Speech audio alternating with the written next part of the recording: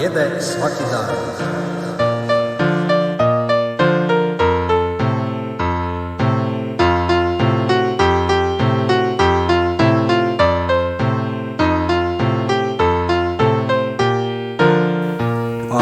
Dobri dan, dobri ljudi.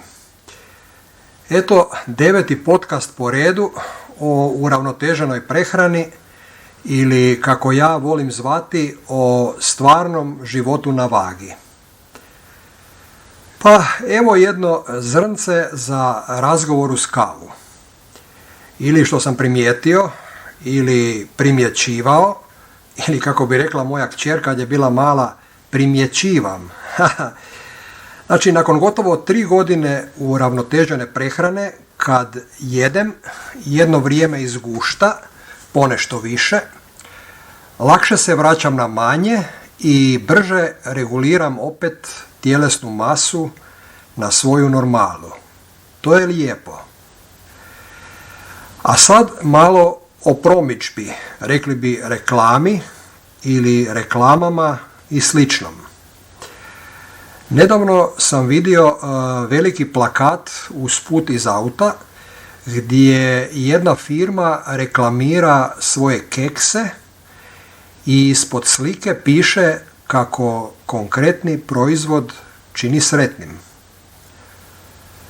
Tu se nema što proturječiti. Dakle, radi se o jednim keksima koje ja volim i to je stara tradicijska firma i tako dalje. Sve u redu. I naizgled, znači površno je doista tako da taj keks čini sretnim. Ali, što je ključno kod toga?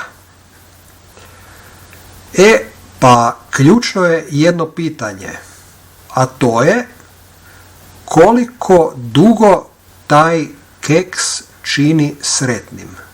Znači, koliko dugo taj keks čini sretnim. U tom grmu leži zec. Jer taj keks vrlo kratko čini sretnim. Znači, vrlo kratko čini sretnim.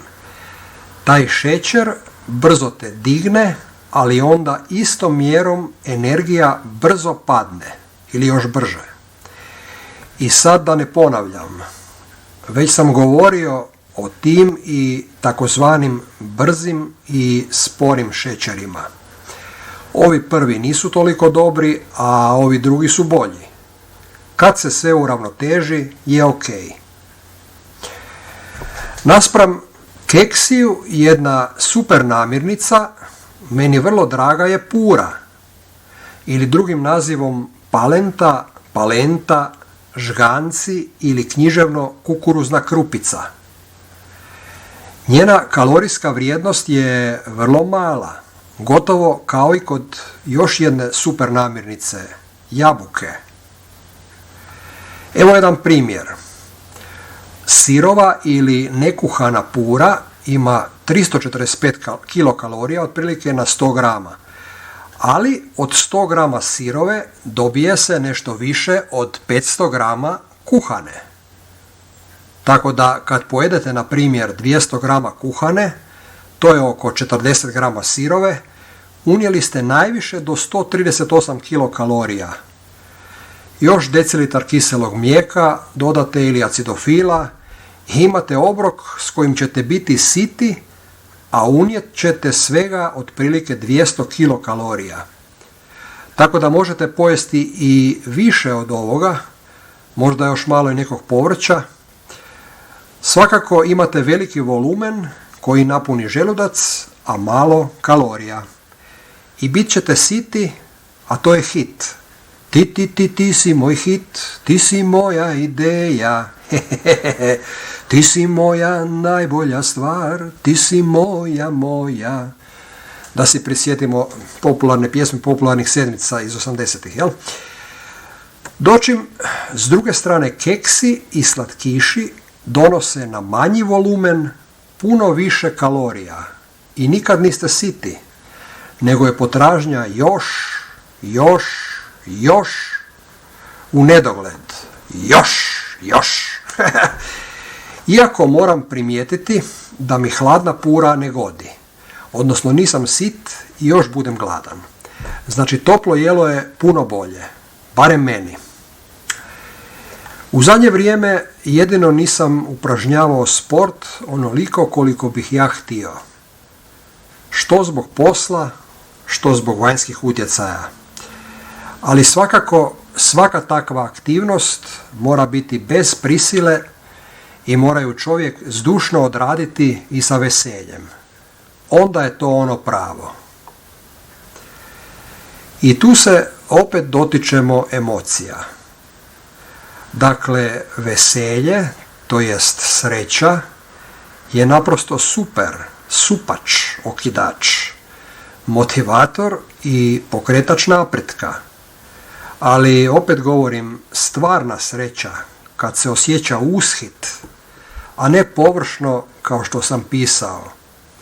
Takozvana sreća nakon teškog radnog dana, a u stvari podsvjesni nemir i stresno stanje zbog kojeg se emocionalno jede.